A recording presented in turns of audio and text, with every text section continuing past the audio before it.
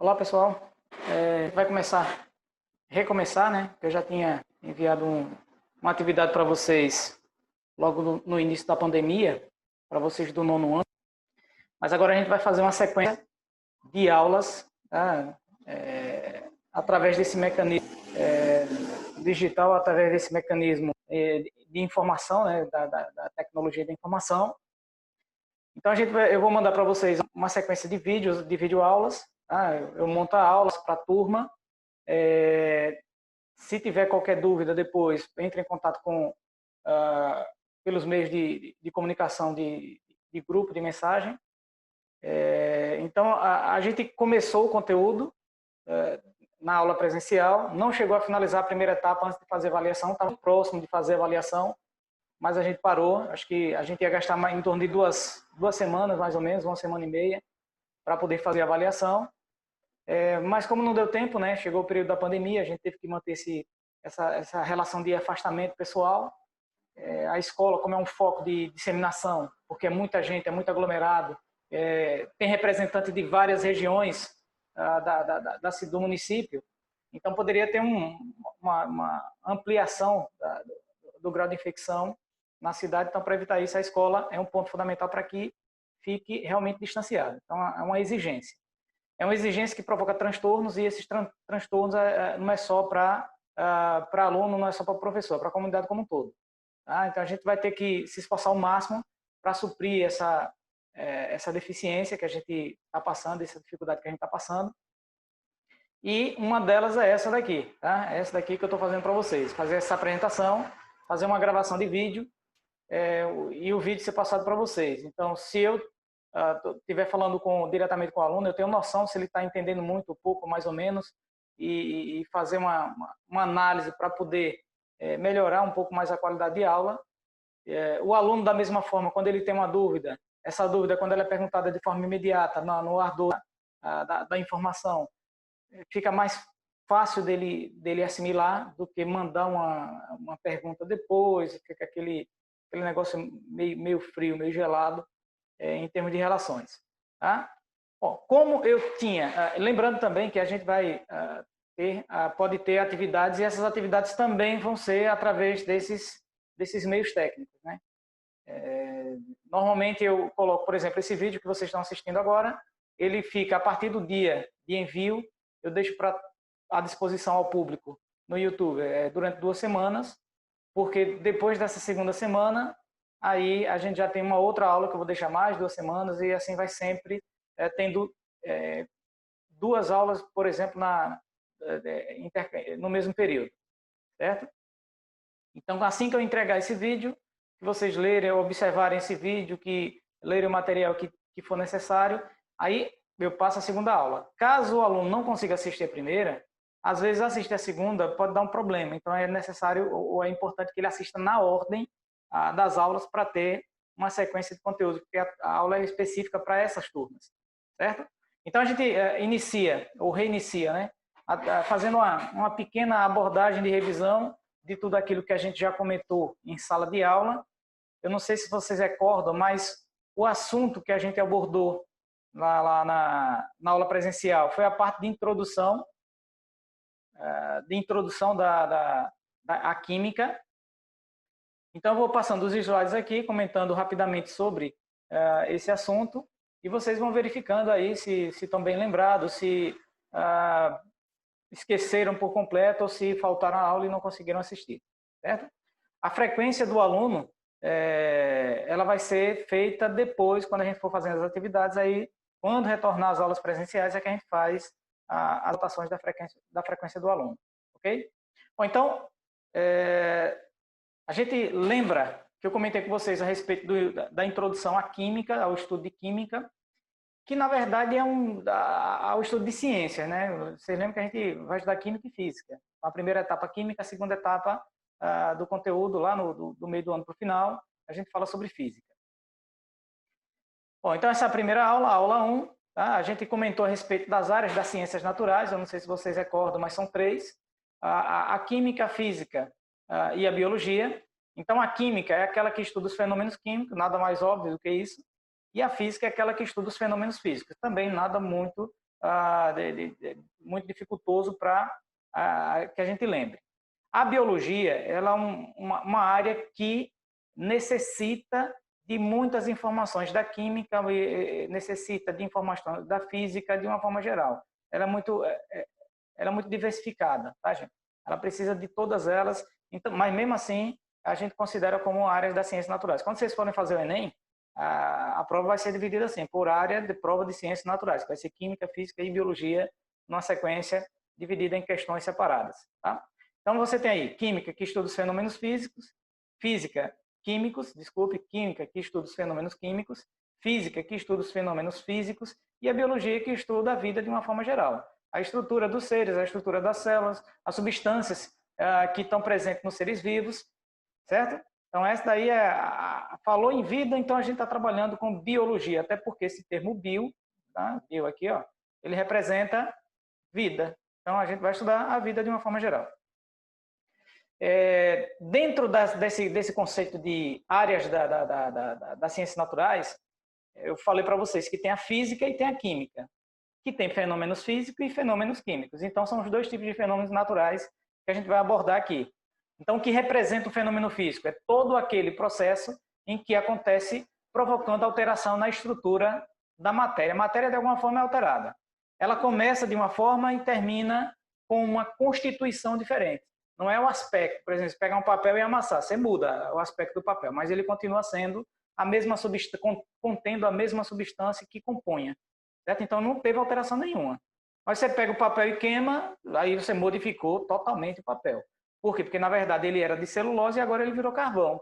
Ou seja, são duas substâncias completamente distintas, ou às vezes é parcialmente distintas, outras vezes totalmente distintas. Então, teve alteração da matéria por si, mudou o aspecto geral, mudou a tonalidade, mudou o cheiro, tá? Mudou a intensidade da união entre as moléculas. Isso daí caracteriza, em geral, um fenômeno químico, alterando a matéria na sua constituição molecular. Bom, toda vez que acontece um fenômeno químico, na verdade é uma reação química que está acontecendo, certo? Então, fenômeno químico, ou a gente pode considerar como reações químicas. Os fenômenos físicos são aqueles em que não há alteração na estrutura da matéria. Ela começa constituída por um tipo de matéria e depois do fenômeno ocorrido, ela mantém aquele mesmo tipo de matéria. Ou seja, as moléculas não se alteram. É como você pegar, por exemplo, a água no estado líquido e ferver essa água para que ela passe para o estado gasoso. Ela continua sendo água líquida, vaporizou, continua sendo água, mas só que no estado gasoso. O que aconteceu com ela foi simplesmente a separação, distanciamento e agitação das moléculas. Se resfriar, ela aproxima, volta para o estado líquido. Tá? Então, a matéria ela continua igual. É diferente do que acontece com o fenômeno da fermentação. Por exemplo, você pegar o açúcar e deixar um fungo agir sobre ele. Ele é açúcar no começo, mas ele se torna, por exemplo, pode se tornar, por exemplo, álcool no final do processo. Álcool e água, que é assim que a gente faz, ou que se faz a produção do álcool. Uma outra coisa que a gente analisou foi exemplos para cada um deles. Então, citando alguns exemplos de fenômenos químicos, por exemplo, queimar o papel. Queimar o papel é o exemplo que eu disse para vocês. Constituição do papel, celulose, no final do processo, carbono, tá? Que é a parte preta que fica e a fumaça que foi embora. Um outro exemplo, produção de queijo. O queijo é derivado do leite. O leite tem proteínas dispersas, que elas estão diluídas no ambiente aquático lá do leite, mas assim que você coloca alguma coisa ácida, ela muda a sua estrutura. Tá? A proteína ela se modifica e ela passa a ser uma substância insolúvel em água. E aí ela precipita e é de onde vai surgir ou vai ser formado o queijo. A digestão do amido.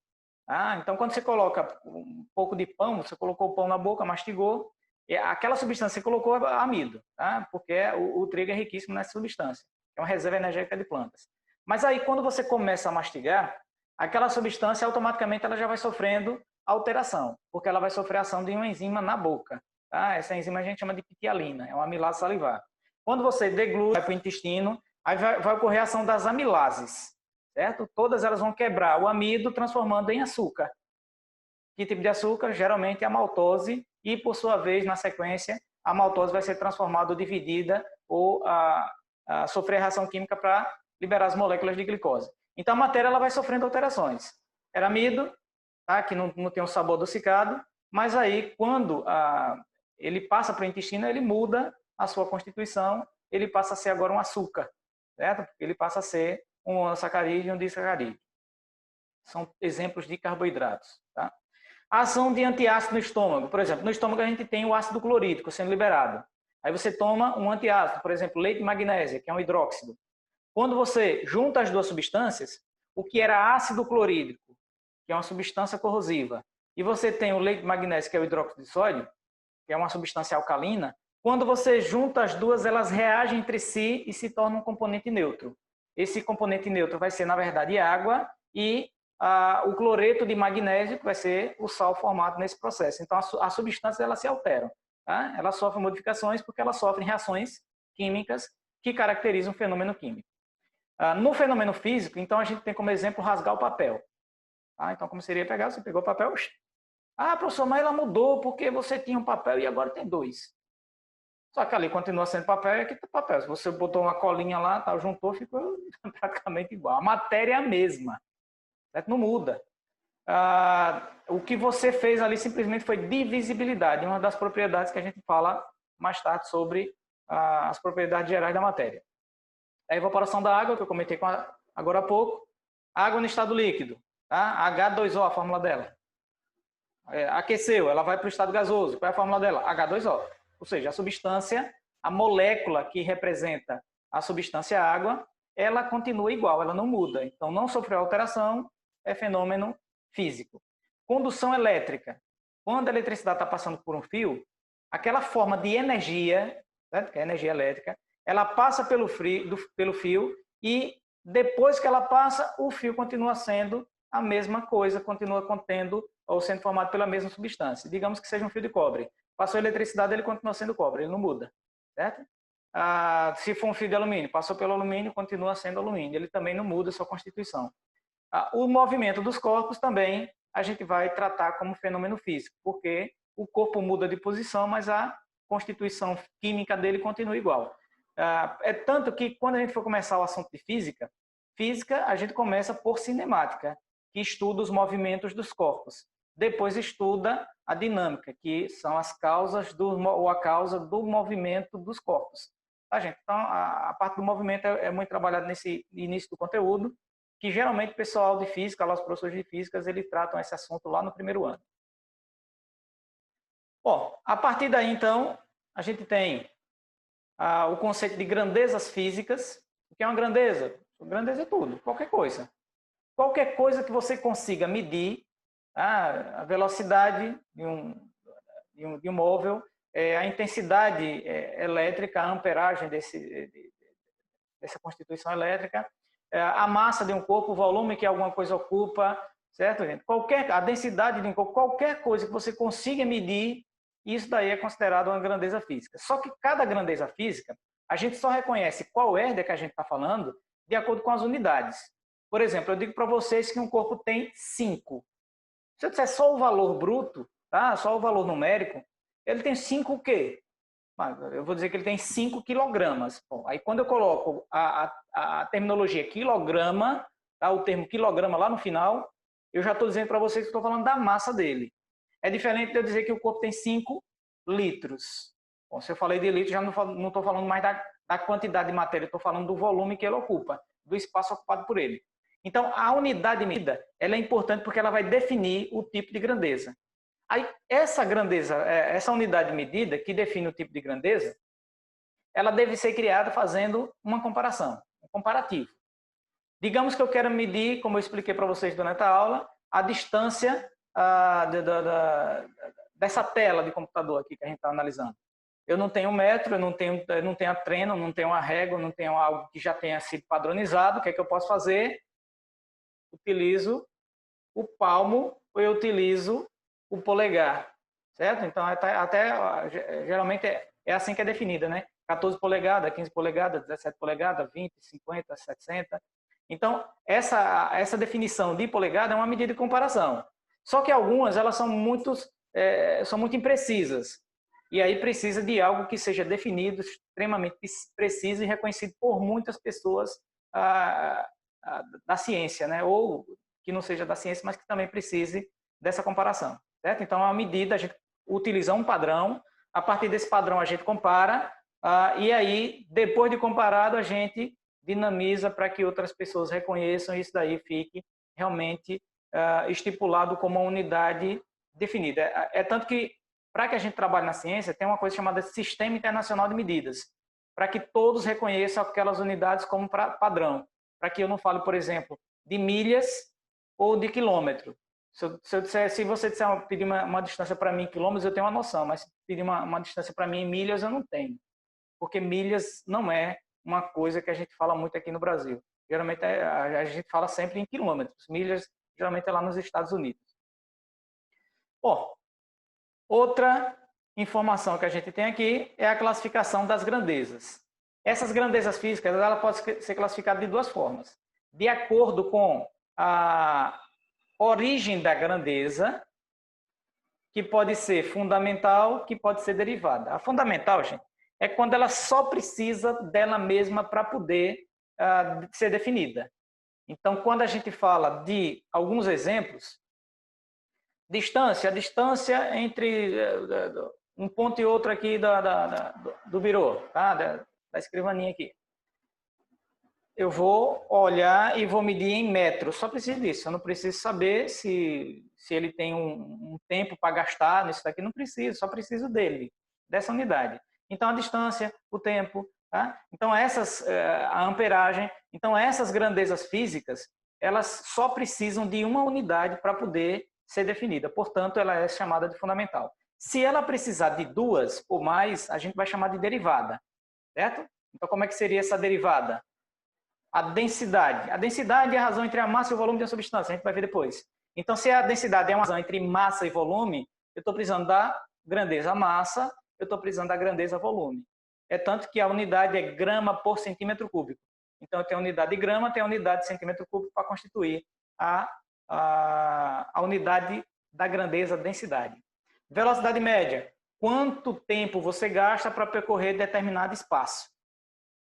Então, se é tempo e espaço, metro por segundo, quilômetros por hora, centímetros por segundo, quilômetros por segundo, é sempre uma unidade de distância por uma unidade de tempo. Então, eu preciso de duas grandezas. Se for, por exemplo, a força. A fórmula de força seria assim, ó. Força é igual a massa vezes aceleração. A aceleração depende de distância e de tempo ao quadrado. Então, a unidade de força ficaria quilograma metro por segundo ao quadrado. Eu precisaria de 3 grandezas diferentes para poder definir. Então, isso daí também é uma grandeza física derivada. Só que a gente precisa classificar também quanto à direção e o sentido. Se ela não precisar de direção e sentido, só o valor definido, então vocês vão chamar isso de grandeza escalar. Certo? Só precisa do módulo. Então, a massa de uma pessoa, o tempo gasto no processo, eu não preciso saber direção de nada, só preciso saber do valor. Então, a massa, 5 kg, o tempo, 1 hora, 2 horas, certo? Mas se eu precisar da direção e sentido, geralmente são aquelas que inserem ou têm inserido dentro do seu contexto a ideia de movimento, a gente trabalha como sendo vetorial. Então, grandezas vetoriais são aquelas que precisam do módulo, que é o valor, da direção, a posição, tá? Se é vertical, se é horizontal, se é diagonal, e o sentido. Geralmente o sentido a gente monta com a flechinha, certo? Com a pontinha de uma seta, indicando. Por isso que a grandeza vetorial geralmente é indicada com a seta em cima, como a aceleração, como a velocidade, tá? Como a corrente elétrica, como a força, certo, gente? Todas elas precisam... Eu vou aplicar uma força em alguma coisa, mas eu vou ter que empurrar. Se eu for empurrar, eu vou fazer o corpo entrar em movimento. Por isso que eu vou precisar da origem do módulo, da direção e do sentido dessa grandeza. Bom, aí sim é que a gente começa ou revisa esse conteúdo de matéria e de energia, certo? Então, o que é matéria? Matéria é tudo aquilo que tem massa e ocupa lugar no espaço. Geralmente, quando eu coloco esse questionamento na sala de aula e pergunto para a turma um exemplo de matéria que existe num ambiente de sala, a aluna fala o quadro, o apagador, o professor, o aluno, a água que está no copo, as carteiras, o caderno. Então, tudo aquilo que é palpável, tá? Que ocupa um espaço, aí dá uma ideia de muito concreto e visível, aí vocês consideram como matéria. Mas volta e meia, alguém vai e diz que o ar também não é considerado matéria, certo? Mas o ar é considerado matéria porque ele tem um volume e ele ocupa um espaço.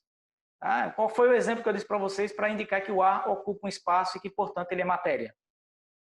Você pega um papel, coloca no fundo do copo, mergulha ele de forma invertida na água, e aí, quando você mergulhar, vai lá para o fundo, cobre o copo de água, mas com a boca virada para baixo, sem deixar o ar sair de dentro dela.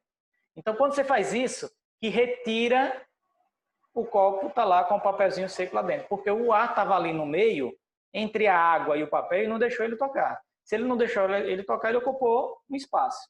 Se ele ocupou um espaço, evidentemente ele vai ter uma massa. É tanto que a massa de ar sobre a gente é tão intensa que exerce uma pressão extrema. Essa pressão é tão grande que se a gente sair de um ambiente de atmosfera, todo o corpo vai ser explodido. Tá? A pressão arterial vai aumentar, porque não tem pressão segurando os vasos. Então, tudo isso daí identifica que o ar ele tem massa exercendo até a pressão que a gente chama de pressão atmosférica. O outro fator que a gente tem, então, é a energia. O que seria energia? Tudo aquilo que provoca alteração na estrutura, que pode provocar, modificar a matéria. Então, o ventilador está parado. Você coloca na tomada, liga o interruptor e ele entra em movimento. Por quê? Porque você forneceu energia para ele. Eu estou aqui falando para vocês, tá?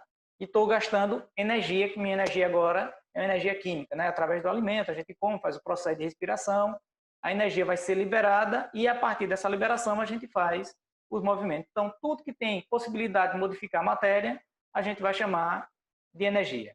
Ou seja, tudo aquilo que não é matéria, ele vai ser considerado alguma forma de energia. Então, os exemplos de energia, né? Energia térmica, que é o calor, energia sonora, a energia elétrica, a energia cinética, energia potencial gravitacional, tudo isso aí tem possibilidade de alterar de alguma forma a matéria no início ou no final de algum processo.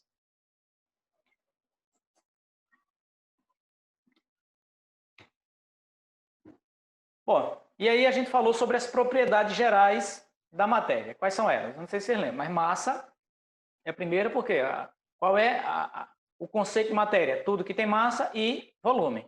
Então tem que ser as duas primeiras propriedades para a gente definir. Em geral, as demais elas são variações disso daí, né? Toda matéria tem que ter massa, tem que ter volume. E esse volume ele pode ser expandido, ele pode ser aumentado. Então seria uma possibilidade, uma propriedade chamada expansibilidade. É você pegar o elástico, por exemplo, e esticar. Foi o que você fez com ele? Expandir.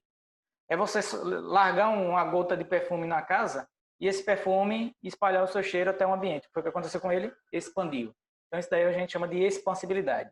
Da mesma forma que a matéria pode ser expandida, ela pode ser apertada, ela pode ser comprimida, como a gente faz com uma mola. Tá? Se apertou a mola, ela pode ser comprimida.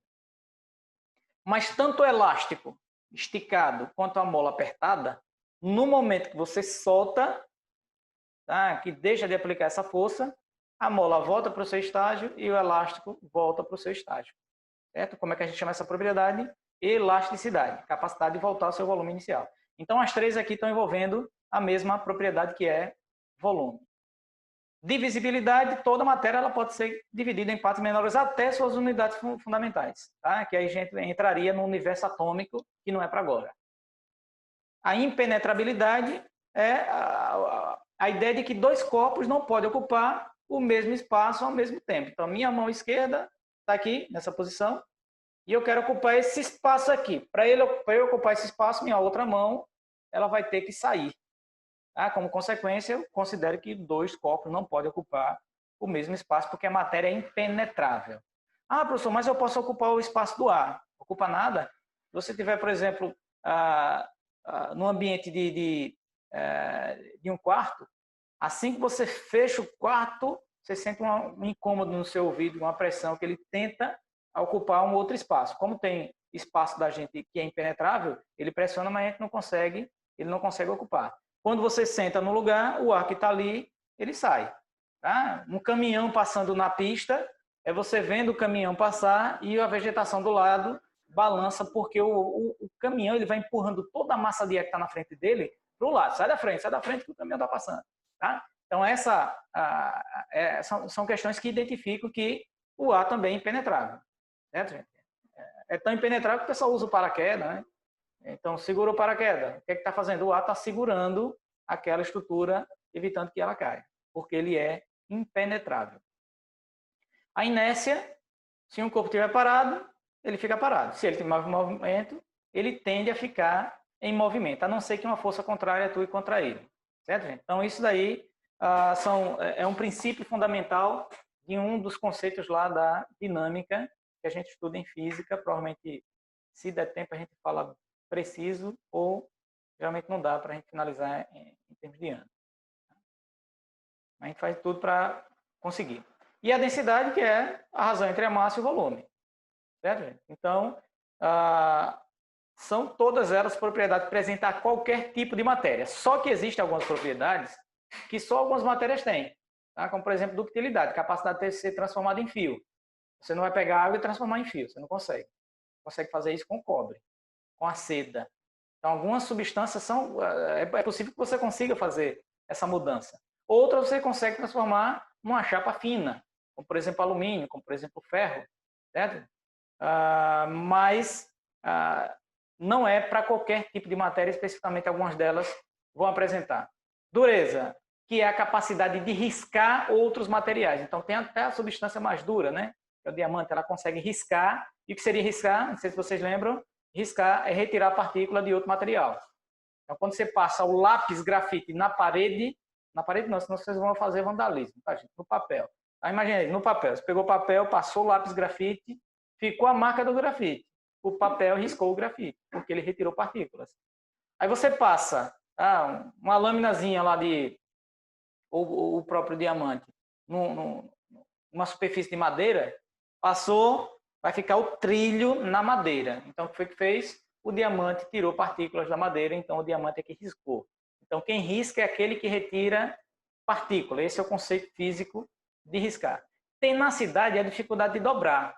Então, tem alguns metais, tem algumas maçanetas de porta que quando você força um pouquinho, ela quebra. Ela é dura pra caramba, mas ela não tem resistência a uma pressão, a uma tensão. Tá? O metal você consegue dobrar e ele vai, curva, ele é duro e tenaz. Tenacidade, então, é uma propriedade que alguns materiais têm e outros não. As propriedades que são organolépticas, aí você tem aquelas que estimulam o olfato, que é o cheiro, a cor, tá? Que é a visão. Você vai olhar, por exemplo, o granito e vai perceber que existem variações, o quartzo, o feldespato e a mica, a gente consegue ver os três tipos de minérios ali. Então, a sensibilidade desses órgãos, então, o estímulo a essa sensibilidade é o que caracteriza essas propriedades organolépticas. A gente consegue identificar o cheiro de uma tangerina de longe.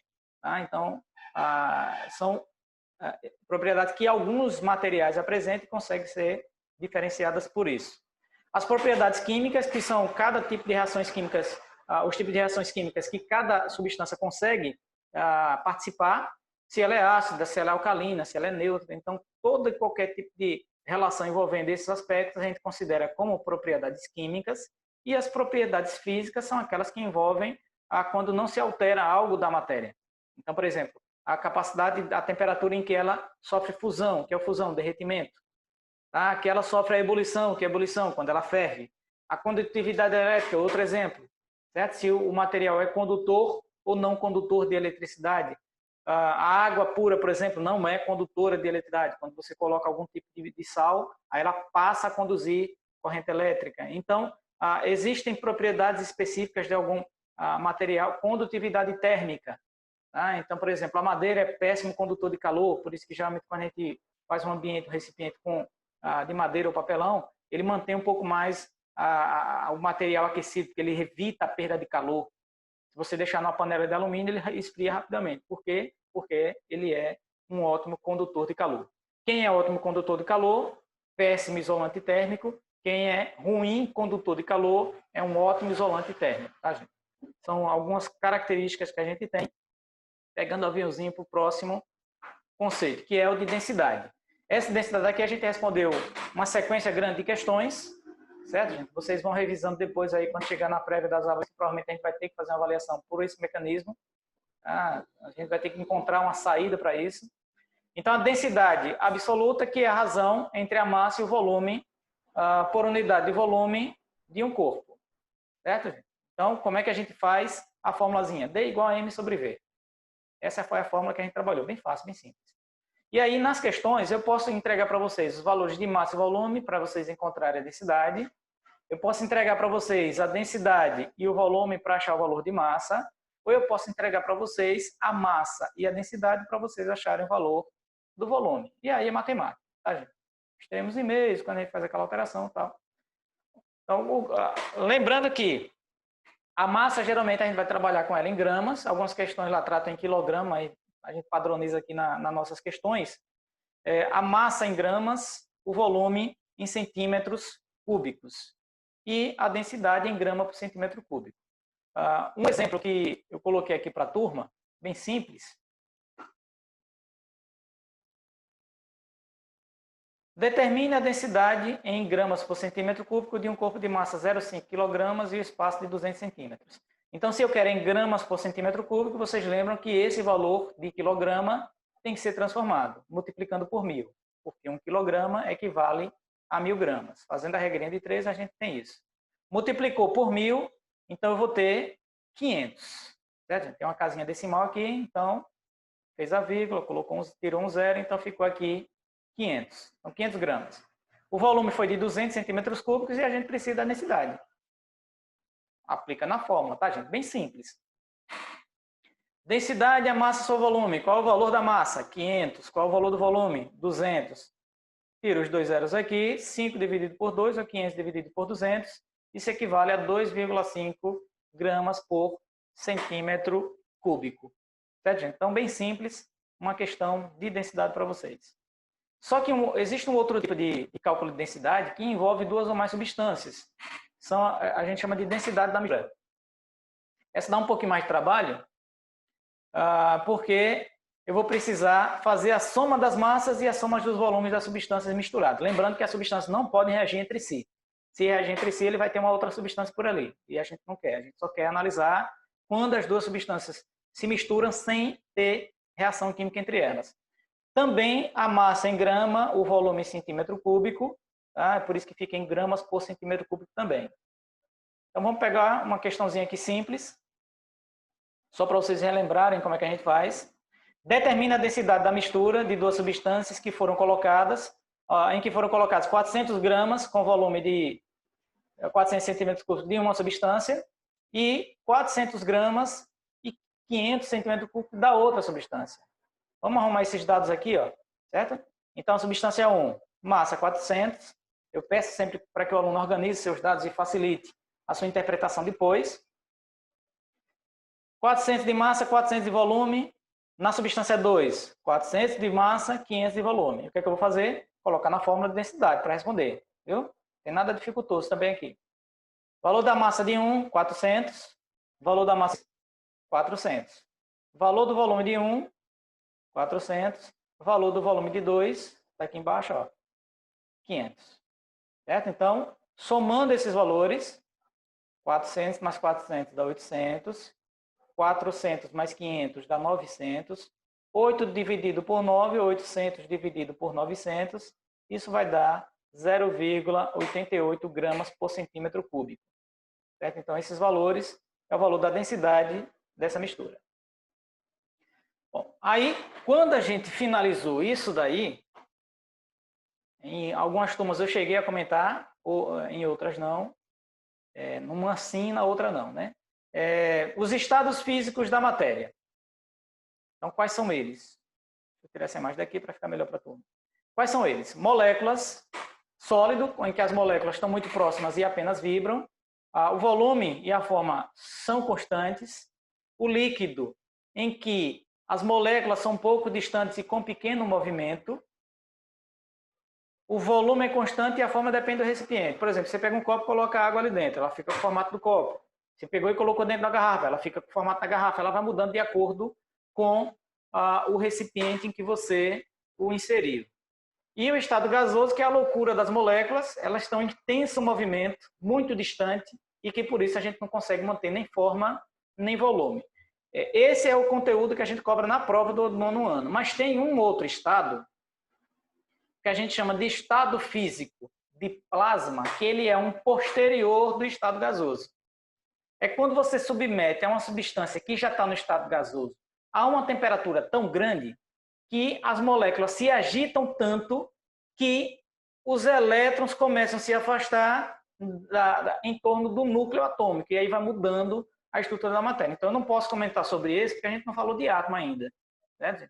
Então, quando a gente tiver noção de átomo, é que a gente pode tratar desse assunto. É só para vocês saberem que tem um quarto estado físico da matéria, mas os 3 que eu vou cobrar para vocês são esses daqui, tá? Que são mostrados, por exemplo, nesse esquema. Então, que seria o estado sólido, moléculas muito próximas, não dá para se movimentar. No estado líquido, mais próximas, um pouco mais distante, e no estado gasoso, extremamente distante. E o estado de plasma, gente, observa aqui que as bolinhas mudaram de, tá vendo? Ó? Identificando que as moléculas sofreram algum tipo de separação, e aí a gente amplifica, tá? essa imagem montando aqui cores diferentes. As mudanças de estados físicos dependem de 2 fatores para que aconteça. O calor, fornece calor, a molécula agita. A agitação é temperatura. Viu? Então a molécula se agita, quando vai se agitando ela vai se separando. Se você vai retirando calor, ela vai diminuindo a agitação e vai se aproximando e indo para o estado sólido. O outro fator é a pressão. Se você empurra, junta, aproxima, as moléculas se aproximam também. Se diminuir a pressão, o que acontece com as moléculas? Tende a se distanciar, passando para o estado gasoso. Então, por isso que em alguns casos a gente fala mantendo pressão igual, porque se você alterar a pressão, ela muda o distanciamento e aí o volume também vai ser alterado, alterando, por exemplo, a densidade da substância. Então, o aumento de pressão sobre um corpo aproxima ou dificulta o distanciamento e a diminuição da pressão permite o distanciamento